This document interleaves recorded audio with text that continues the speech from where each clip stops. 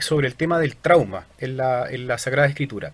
Y a partir de eso, desde un ejercicio en el fondo me surgió este acercamiento y que está en curso, está en proceso, y acá yo en el fondo les voy a mostrar parte de los hallazgos, digamos, y cómo va caminando en curso esta indagación. Entonces yo le llamaba así, bueno, es la aproximación a la curación de la hemorroísa, es un texto bastante conocido dentro del milagro del inserto, digamos, en el otro relato de la curación de la hija de Jaro, y aquí la exclusión como trauma. Bien, a modo de introducción, este es un texto bastante conocido, ¿cierto?, de triple tradición, con un fuerte influjo marcano, si asumimos en el fondo Marco como fuente.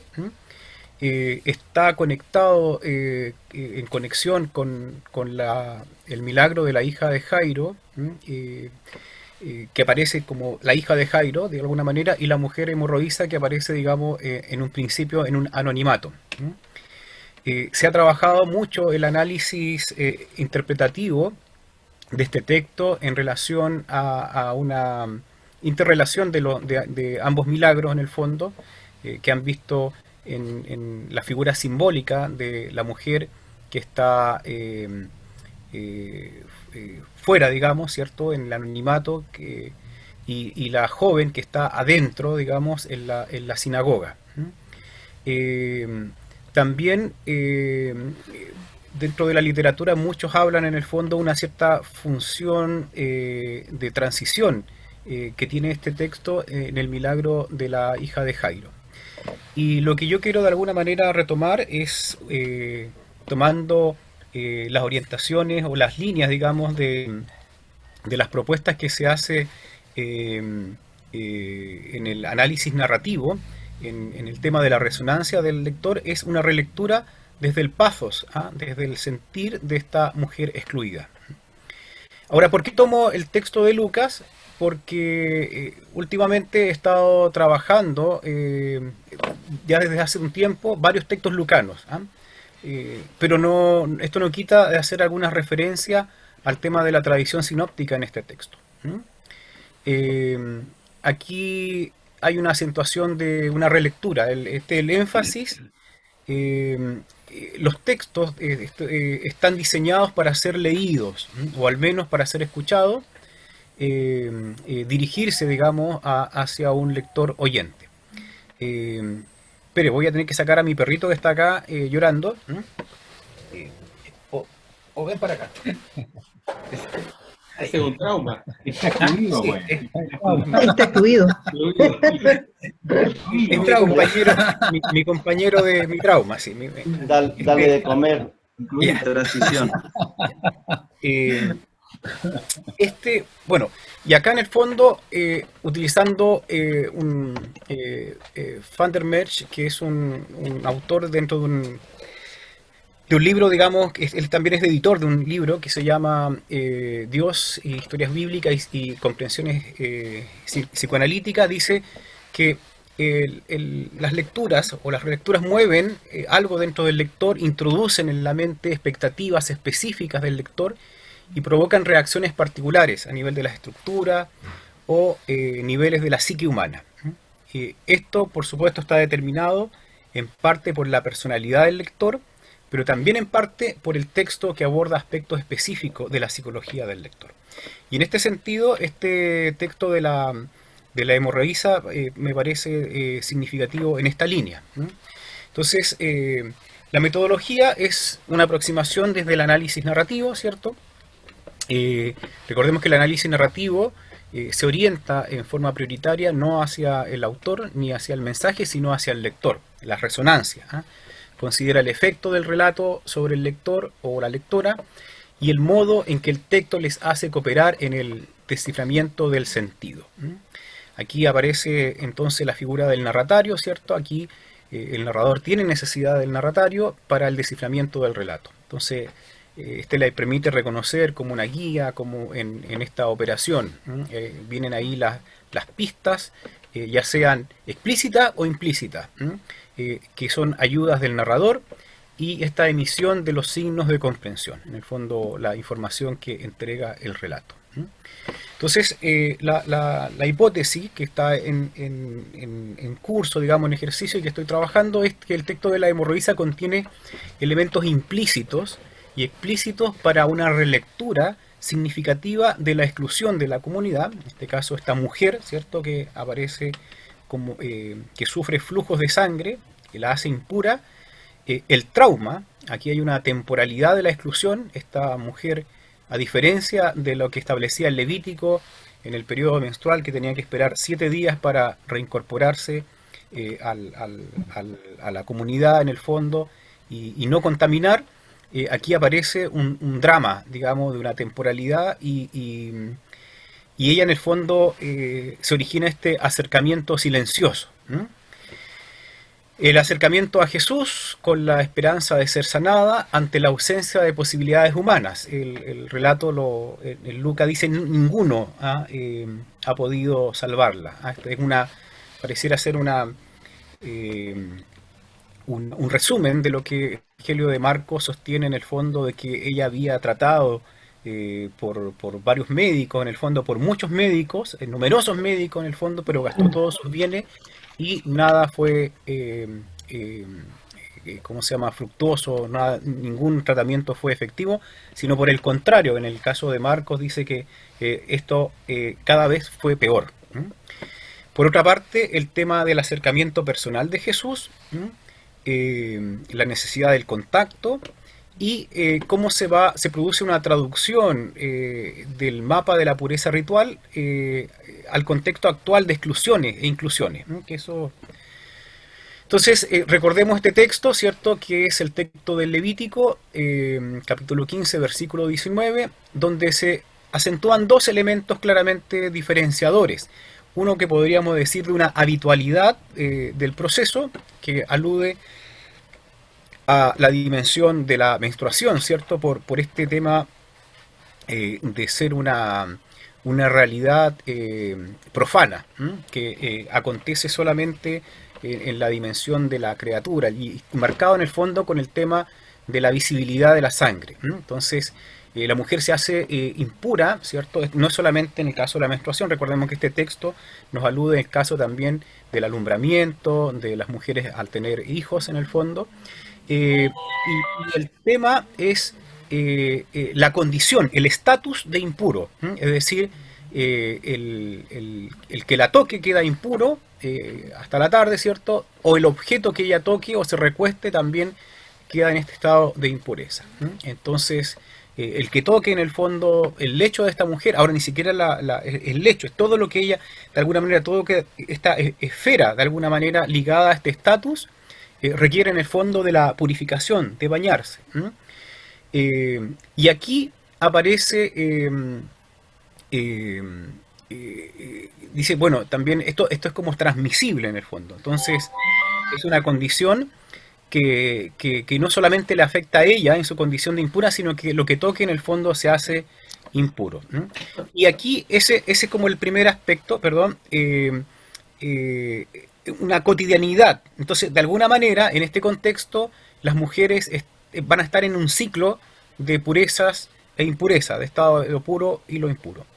Pero hay en el versículo 25, que es el que de alguna manera pareciera estar como en el trasfondo de este relato de la hemorroísa, cuando una mujer que tiene flujos durante varios días, fuera del periodo menstrual, en el fondo esto prolonga en el fondo su condición de impura.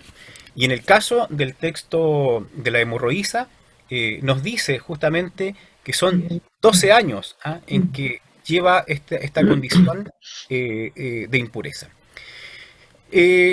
Las implicaciones del mapa de la pureza son importantes en este relato. La santidad, ¿cierto?, se opone a lo común o lo profano o lo cotidiano o lo mundano. Evitando en el fondo de simplificar, la santidad se asocia a la pureza. Aquí yo siempre me acuerdo en las clases con Santiago Silva, cuando él decía que aquí no hay condiciones éticas, o condiciones, digamos, en términos de lectura de malo o bueno, sino que en el fondo estas condiciones son más bien de tipo, desde la antropología, claro, el tema ritual en el fondo, ¿cierto? Aparece como lo profano, que es lo propio, inmundo. ¿Ah? Ya.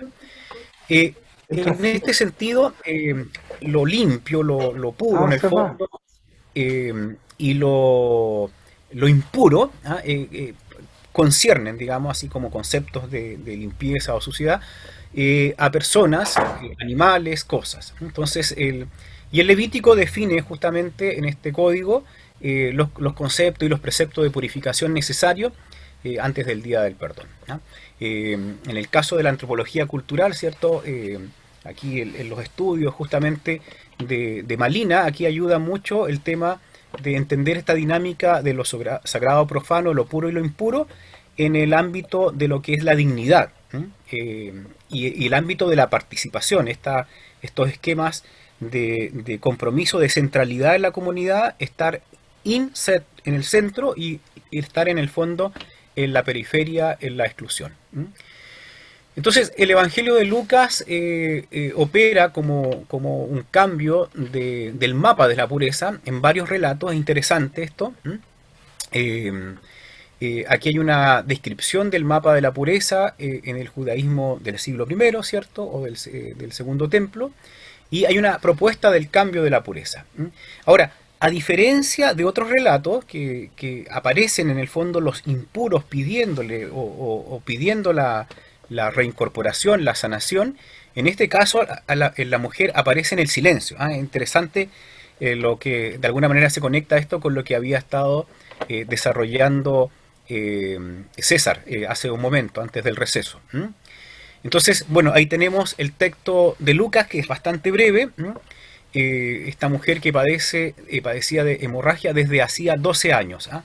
Aparece la numeración en el fondo de los 12 años, interesante si lo relacionamos con el milagro de la hija de Jairo, quien tiene la totalidad de su existencia son 12 años.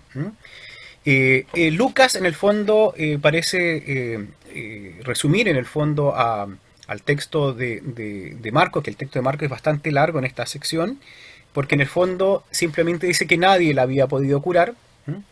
Esta mujer se acerca por detrás, toca los flecos o la orla del manto, e inmediatamente cesa la hemorragia y Jesús pregunta: ¿quién me ha tocado? Recuerden que en el contexto del inicio de esta perícopa habla de una muchedumbre, y todos los negaban. Aquí aparece un texto mucho más propio, digamos, del elemento estilístico de Lucas, del tercer evangelio, donde en Marcos encontramos más una cierta tensión, como la discusión que se hace ahí entre los discípulos ante la pregunta de Jesús. Pedro y los compañeros le dijeron: maestro, la multitud te está apretujando.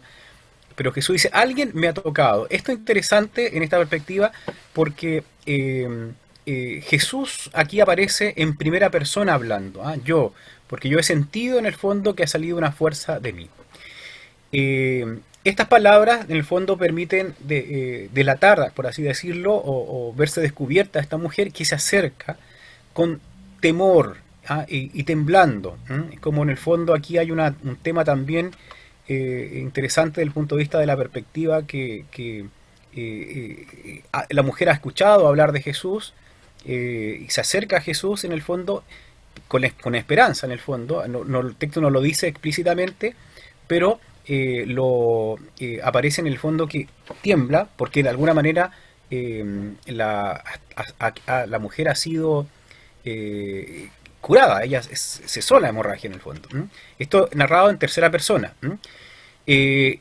Y se echa a los pies de Jesús y le cuenta delante de todos por qué lo había tocado. En el fondo alude a la esperanza de buscar en el fondo la sanación, y recuerden que esta sanación implica un revertir el estatus de una mujer excluida, una mujer impura, a una mujer pura. Y dice y cuenta el cómo fue curada instantáneamente. Esto, la mujer había sido curada antes. Y Jesús la despide con la inclusión. Este hija, en el fondo, es importante porque la hija implica este concepto, ¿cierto?, de integrarla dentro. La hija forma parte de una familia. Bueno, tu fe te ha salvado, vete en paz.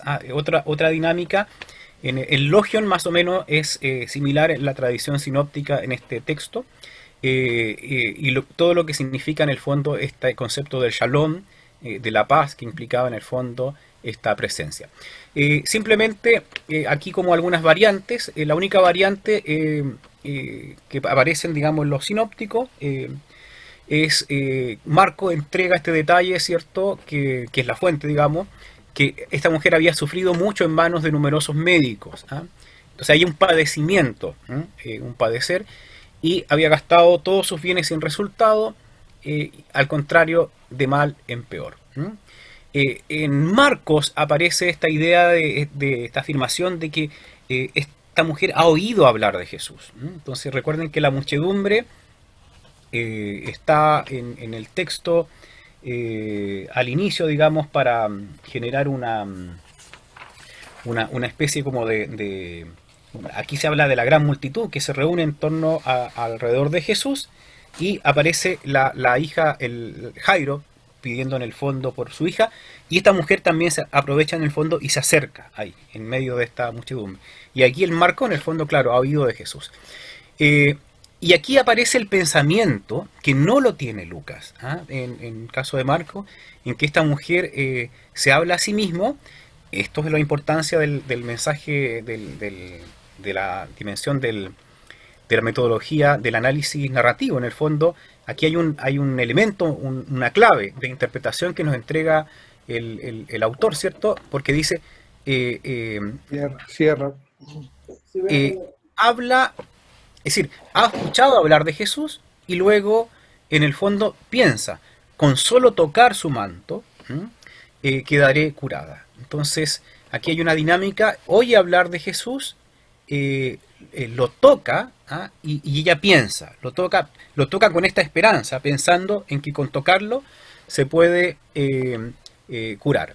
En cambio, en Mateo está Mateo, que lo tiene justamente en el relato del texto del capítulo 9, donde Mateo tiende a reunir en su estructura general los relatos milagrosos, en el fondo los relatos maravillosos. Simplemente ahí dice pensando, con tocar su manto quedaré curada. Otro elemento es que en Marcos aparece esta afirmación, ¿cierto? En primera persona, dice que pensó, si toco yo al cuerpo, ella siente. Hay un tema del sentir en el cuerpo, que estaba curada de su mal, estaba curada de su castigo, podríamos entender también ahí el concepto. Y Jesús, por otra parte, también se dio cuenta de que una fuerza había salido de él. Entonces aquí está en tercera persona, de alguna manera, descrita en el narrador, a diferencia de Lucas, que la intervención de Jesús en el fondo estará puesta en primera persona. Como vimos la reacción de los discípulos, que en Marcos como que se arma una especie como trifulca, ¿cierto? Cuando le dice, ¿cómo? Si ves, los discípulos le dijeron, ¿cierto? En cambio, en el otro relato es Pedro el que toma la palabra, y que te aprietan por todas partes y preguntas quién te ha tocado. En el fondo es como claramente un tema de molestia. Y Jesús que sigue buscando, en el caso de Marcos. La mujer se confiesa temerosa ante Jesús. En el caso de Marcos es la mujer que se confiesa ante Jesús.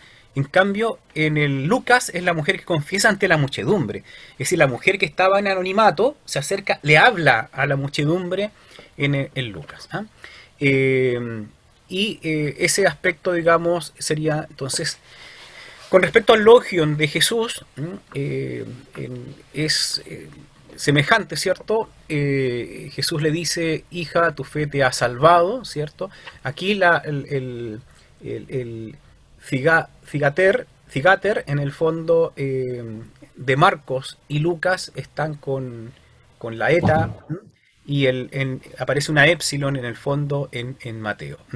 Aparece el tema de la fe, si se dan cuenta, la dimensión la fe que en el fondo mueve a esta mujer en dirigirse hacia Jesús a partir de la vida. Y que esta fe en el fondo ha causado y le ha salvado. Este texto, el que más utiliza la expresión hija, bueno, en diferentes relatos, pero en el fondo en Lucas. ¿Cuál es la dinámica de acción? Tengamos en cuenta que estamos siguiendo el texto de Lucas. En Lucas esta mujer se acerca, ¿cierto?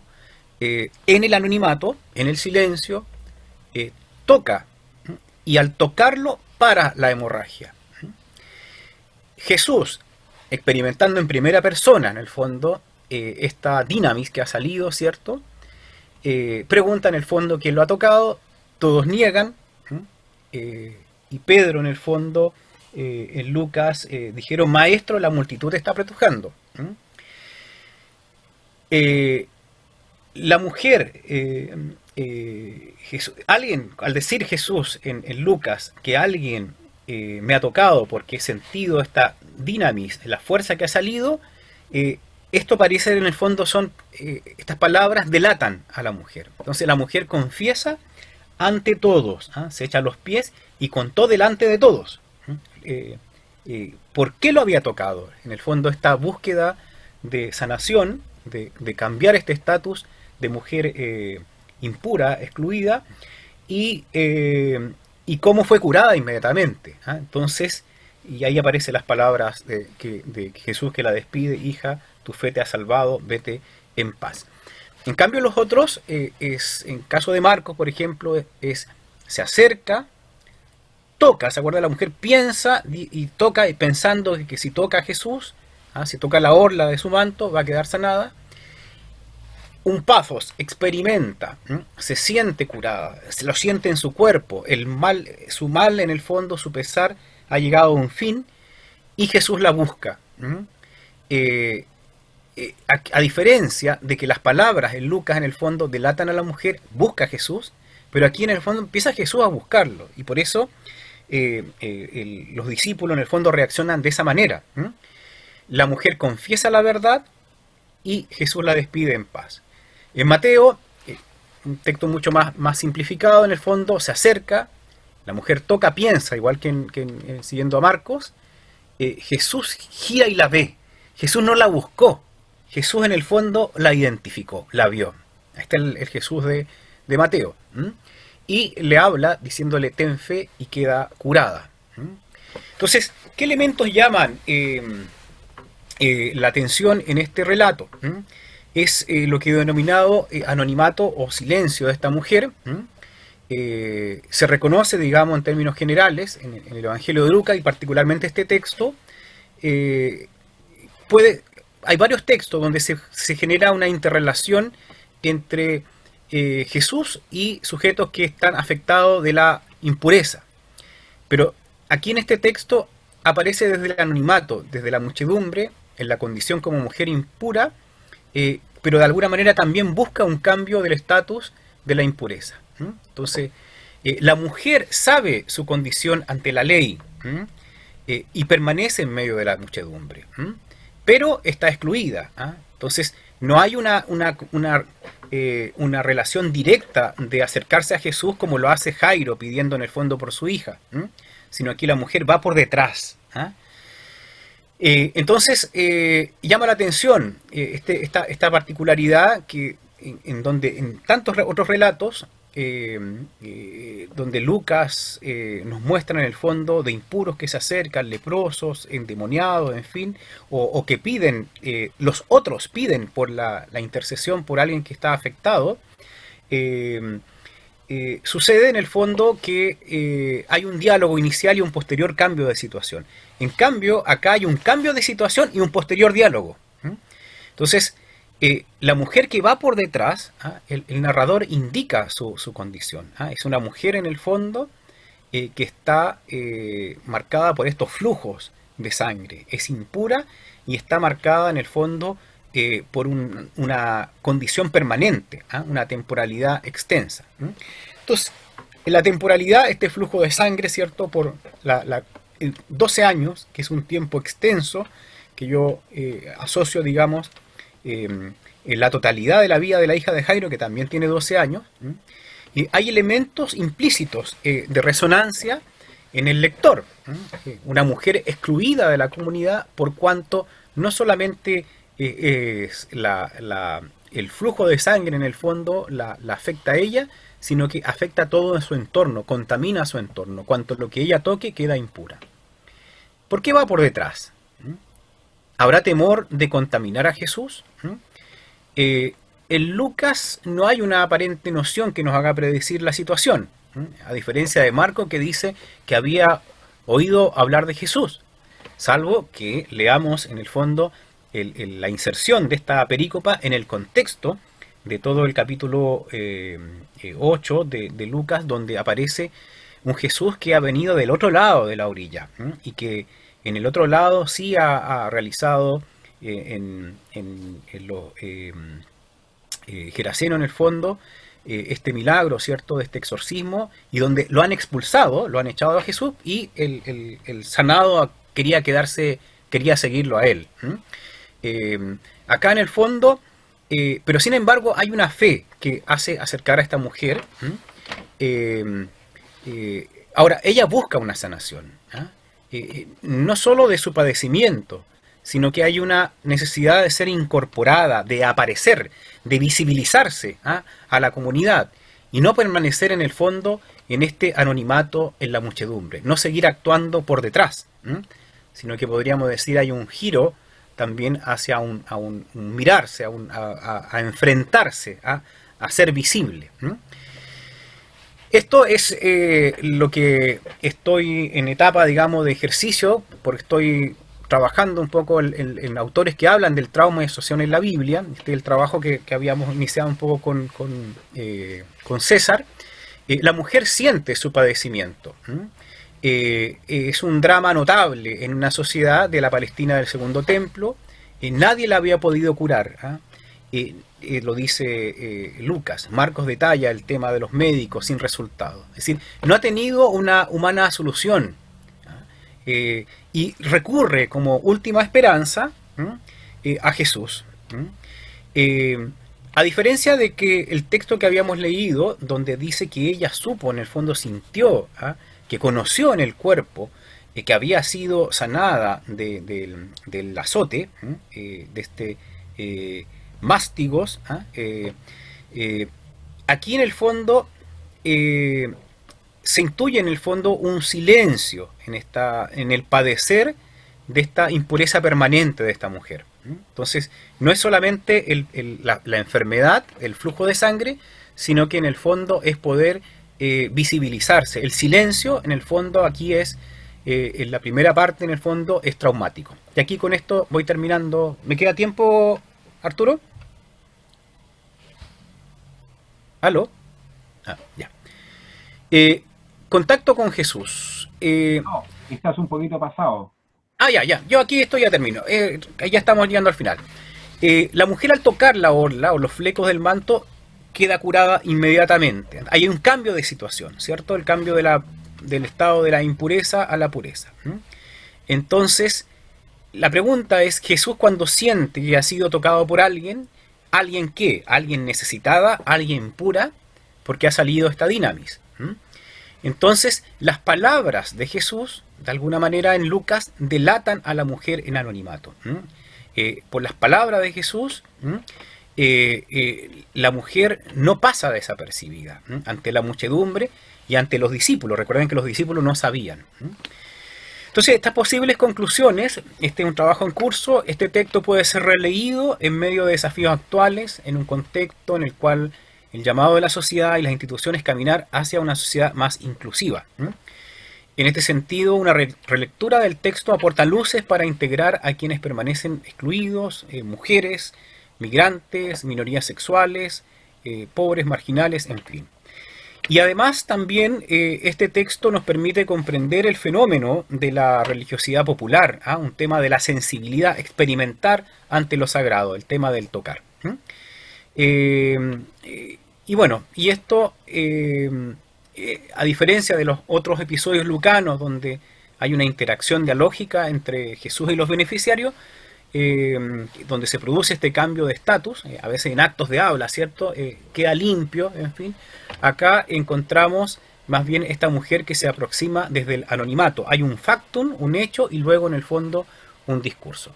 Y ahí parte de la bibliografía, hay mucho más, pero en el fondo son los autores que tomé en cuenta, básicamente en parte del comentario, en algunas partes de Bobón, aspectos de prescripciones rituales, y una tesis que habla de los relatos de interacción, que hace poco me tocó corregir, de David Alonso Pino, bastante interesante porque habla del cambio de estatus de la pureza a través de los actos de habla. Eso es, estimado, muchas gracias. Bien, muchas gracias, Javier. Por tu exposición se abre ahora el espacio a la conversación. Quisiera partir yo mencionando también algunas cosas. Primero, que en una revista nuestra, no me acuerdo cuál, pero relativamente reciente, de Anales de Teología, sale un artículo de una religiosa justamente sobre este texto, que a lo mejor sería interesante que lo viese. Segundo, tú decías, ahí hay que precisar mejor, porque tú decías que en el texto de Marcos Jesús no aparecía hablando en tercera persona, sino aparecía hablando en tercera persona y no en primera persona, que en Lucas aparecía en primera persona, pero Claro. Marcos dice, ¿quién me ha tocado los vestidos? Ahí Jesús está hablando en primera persona. Ah, sí, sí, sí. Pero el tema, a diferencia en el fondo, el énfasis, sí, el tema en el relato, en el fondo, en el caso de Lucas, en el fondo, se pone claro, el Jesús que me ha tocado. En el caso de Lucas, en el fondo aparece el tema del sentir, Jesús él siente esta fuerza que ha salido. Sí, Eh, sí, sí, sí, tiene razón ese aspecto, sí, sí. sí, eso hay que revisarlo. Bueno, en Marcos también sientes esa fuerza que ha salido. Claro que ahí sí que aparece en tercera persona, no aparece en Sí, primera persona. exactamente, a ese punto es. Ahí, Y lo otro, el tema de la inclusión, fíjate, el tema de la inclusión-exclusión. Porque yo considero que, que la mujer no fue incluida. A ver, digámoslo así, lo voy a decir de una manera un poco chocante para no perder mi estilo, porque ya lo estoy perdiendo, en todo caso. Se ríe el Santiago. Lo estoy perdiendo, así que lo voy a decir de una manera así un poco provocativa. Aquí no dice que fue incluida, lo voy a hablar en relación a, por ejemplo, al tema de los homosexuales. Jesús lo habría curado de ser homosexual. ¿Te das cuenta? O sea, inclusión habría significado incluirla como hemorroísa. O sea, si tú la curaste, la volviste a la situación normal y por ipso flato, como decía Pavelucho, queda ipso facto, queda reincorporada a la sociedad. O sea, inclusión, considero yo, habría si es incluida con su anormalidad. Eso. Juan Carlos parece que quiere decir algo al respecto. Sí, tú has tocado, Arturo, un punto que iba a tocar yo justamente, pero que te voy a completar porque no llegaste hasta donde yo iba a llegar. Si tú has leído, Javier, el libro que yo mostré en la diapositiva cuando dije que había pocos estudios semióticos, y mencioné uno del año 79, bueno, 79 en francés, 82 en castellano, de ese grupo, de esa ciudad francesa, estudio semiótico, y mostré uno de Gerd Tyson, ¿cierto? La religión de los primeros cristianos. Allí hace Gerd Tyson un estudio semiótico cultural de los orígenes del cristianismo, con la semiótica social o sociocultural.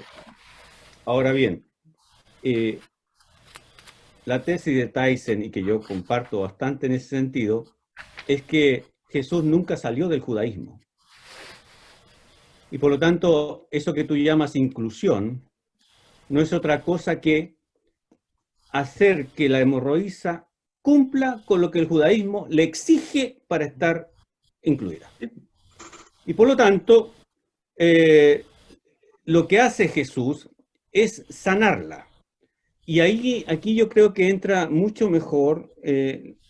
Yo estoy estudiando este punto, no lo tengo totalmente desarrollado ni para aplicarlo aquí totalmente, pero sí te voy a dar una pista, que hay una analogía del análisis semiótico y también fenomenológico y psicoanalítico de las curaciones carismáticas. El sanador y el sufriente o el que se acerca al movimiento carismático y que es tocado o quiere tocar y que hay todo un proceso de estesis que se llama. Es decir, la estesis tiene que ver con la sensibilidad y el manejo de la sensibilidad y que es interpretado semióticamente por el sanador o por el paciente, o digamos el sufriente, el creyente, y a veces es claro, otras veces no es tan claro. Y en este caso, aquí hay un proceso de transformación que se da dentro del judaísmo. Eso es muy interesante en la figura de Jesús, ¿ya? Por lo tanto, a mí me parece un poco sacar el texto de contexto, digámoslo así, sociocultural, el decir que esto es un modelo de inclusión al estilo moderno. Me parece que eso es tirar de los pelos Otra cosa es que el cristianismo después, con todo su proceso, llevó a una superación y tal, y llegó a ser un sistema, como dice Aguirre, ¿no es cierto?, monasterio, llegó a ser un sistema religioso distinto, etcétera, todas esas otras cosas. Pero aquí yo creo que es muy interesante para tu estudio, trabajar la transformación del yo de la hemorroísa. Respecto, ya no bajo el tópico de la inclusión dentro del judaísmo de la sociedad, sino de una transformación de su propio yo desde que sale de la multitud anónima, ¿no es cierto?, hasta que es despedida por Jesús como Sigater, como hija. Entonces, allí, de que la llama mujer a llamarla hija. Ese proceso transformativo del yo tiene que ver con la sanación y con la estesis, ¿verdad?, de Jesús. Y yo sugiero ahí que explores un poco eso y tengas muy en cuenta el marco general, que yo creo que los estudios de Gerd Tyson son fundamentales para introducir todas estas ciencias auxiliares y enmarcar bien los textos bíblicos. Si no, estamos proyectando cuestiones anacrónicas, ¿ya? Criterios anacrónicos, y eso no es muy bueno. Independientemente que acumulativamente, no sé, en algún otro texto puede estar eso que tú dices, de que Jesús incluye, de alguna manera, pero es muy complicado porque Jesús está dentro del judaísmo. Gracias, Juan. Creo que César tenía... Sí. Sí. Siguiendo en la misma línea de Juan Carlos, yo creo que este es un buen ejemplo de lo que se llama un silencio emotivo. Cuando uno dice algo sin palabras. Entonces hay una serie de actos o de acontecimientos en los cuales Jesús toca y utiliza el verbo apto, que paradójicamente, si usted se da cuenta, había una ley que precisamente remitía estos casos a los sacerdotes. En el caso del leproso, por ejemplo, de Marcos 1:40 y tanto, también ocurre lo mismo. Tiene que presentarse y acreditarlo el sacerdote. Utiliza el verbo apto. Jesús toca al leproso y acá también toca a la hemorroísa. ¿Y eso por qué? Precisamente por lo que ha desarrollado Juan Carlos. Yo creo que aquí hay un tema, ahí hay un silencio, que hay un conflicto que se desarrolla, a mi opinión, entre un modelo de religión segregadora, en la cual personas de este tipo eran segregadas, en cambio el contacto con Jesús establece otro tipo de relación entre los seres humanos enfermos, marginados, y Jesús, y por ende también Dios. Entonces, creo yo, eso, creo, en mi opinión, muestra que el Evangelio de Marcos está enraizado profundamente en la cultura judía, incluso diría en el monoteísmo judío, y dialoga con ese horizonte. Entonces creo que ahí adquiere sentido el relato, ¿eh? Juan Carlos, ¿quería reaccionar? ¿Parece algo? José Silva quería decir algo. Ya. Sí. Mira, se trata de lo siguiente. Yo creo que hay que distinguir. En el relato están, como tú bien me enseñaste, Javier, está incluido dentro del caminar de Jesús hacia la casa de la niña, ¿no es cierto? Entonces, este punto, hay aquí todo un trabajo muy interesante de la ralentización del caminar de Jesús. Es interrumpido, es frenado, le sale al paso algo que todavía no llega. Segundo, a diferencia, cierto, quizá lo dijiste muy rápido, César, pero y por eso yo decía que no, Jesús no toca la hemorroísa, es la hemorroísa quien toca a Jesús. En cambio, en Jairo, Jesús entra a la casa de Jairo y toma de la mano a la niña. Entonces, aquí hay, por eso digo, insisto, hay que trabajar la corporeidad y la estesis que está manejando el texto, a fin de acercarnos a saborear algo, es decir, es una mascada a la manzana para saborear algo de la manzana, del sentido de lo que es la experiencia que fue aquello. ¿Okay? Por ahí, no sé. Ya. Santiago y Rafael. Tres cosas. Javier, lo primero es, el título de tu trabajo es La exclusión como trauma. ¿Por qué no el trauma como exclusión? ¿En qué sentido? En que en el siglo I, ¿no?, el gran trauma era quedar lejos del culto, fuera de los límites religiosos de Israel, porque se rompían los mapas de pureza. Entonces, lo que provoca el trauma es la falta de establecerse dentro de los mapas de pureza. Y eso es lo que constituye la exclusión, ¿no? Es una propuesta. Lo segundo, interesante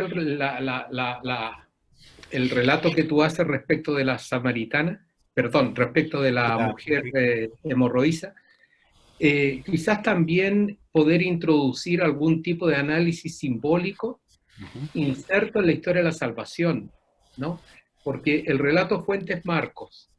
En el relato fuente tenemos 4 milagros, 2 en la zona pagana, mientras van cruzando el lago, la tempestad, y luego el demonio, el endemoniado de Gerasa, ¿no? Y cuando vuelven al lado judío, estos 2 relatos, la hija de Jairo y la hemorroísa, ¿no? ¿Por qué digo simbólico? Porque estamos hablando de 12 años. Estamos hablando de hijas en ambos, de hijas que pierden la vida.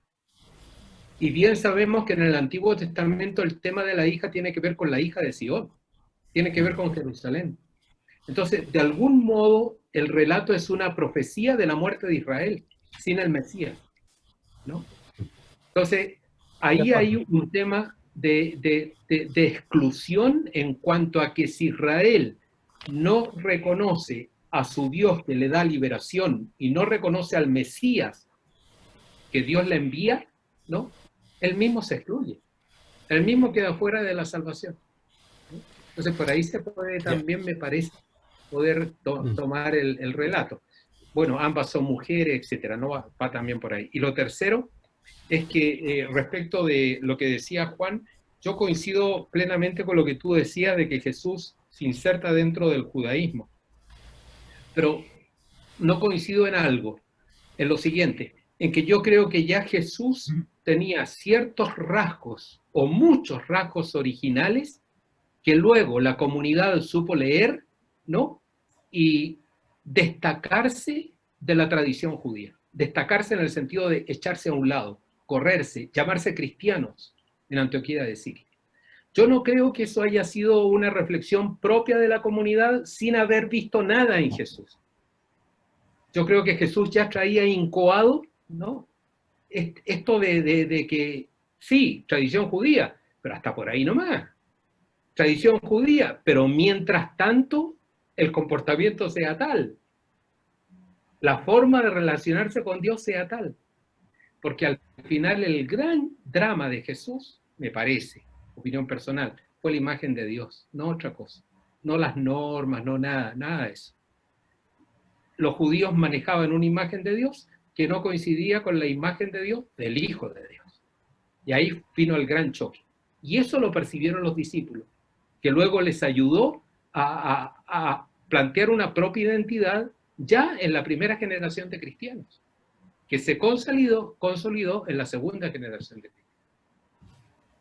Sí, hay un tema también, aportando lo que dice Santiago, y sí, tal vez efectivamente cuesta, hay que, digamos, interpretar a Jesús dentro de lo que significa el marco, digamos, del judaísmo, pero a la vez hay un elemento interesante en los relatos, que dice relación con la actitud de desplazamiento que se va dando hacia el templo.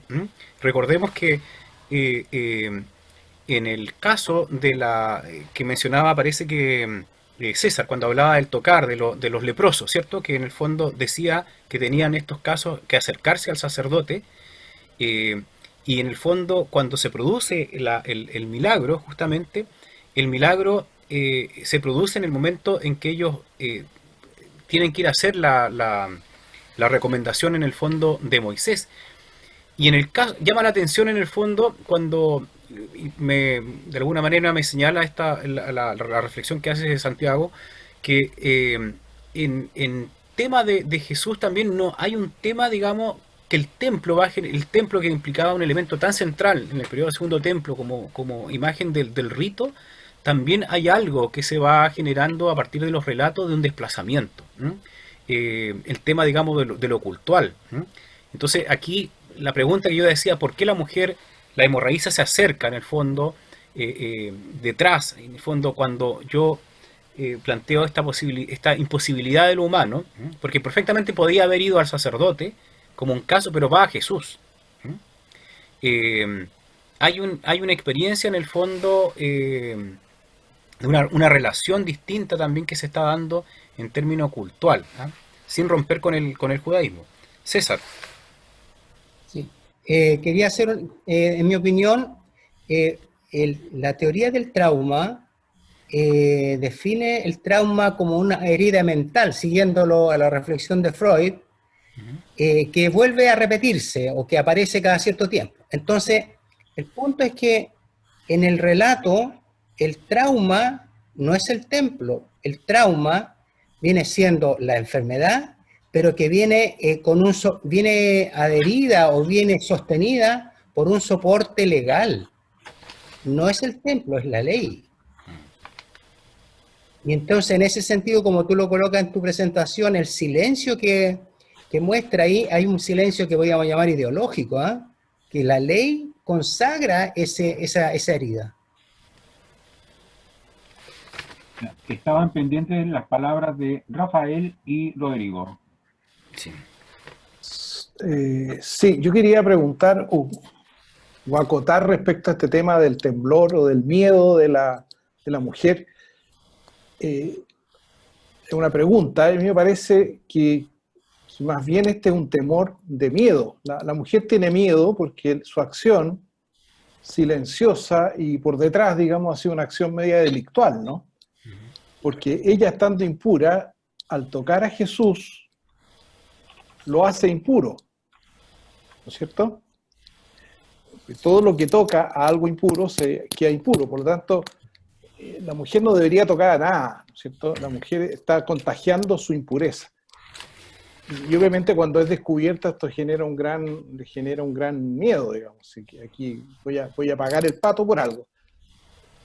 Sin embargo, lo paradojal para mí, lo valioso aquí, que también está un poco en la hija Jairo, es que en vez de quedar impuro Jesús, es la mujer la que se purifica, ¿no? Hay una paradoja de lo que contraría la ley en sí misma, digamos, destruye la ley en la acción misma, ¿no es cierto? Porque en vez de pasar lo que la ley dice que pasa, Jesús queda impuro, lo que ocurre en realidad es que la mujer queda purificada.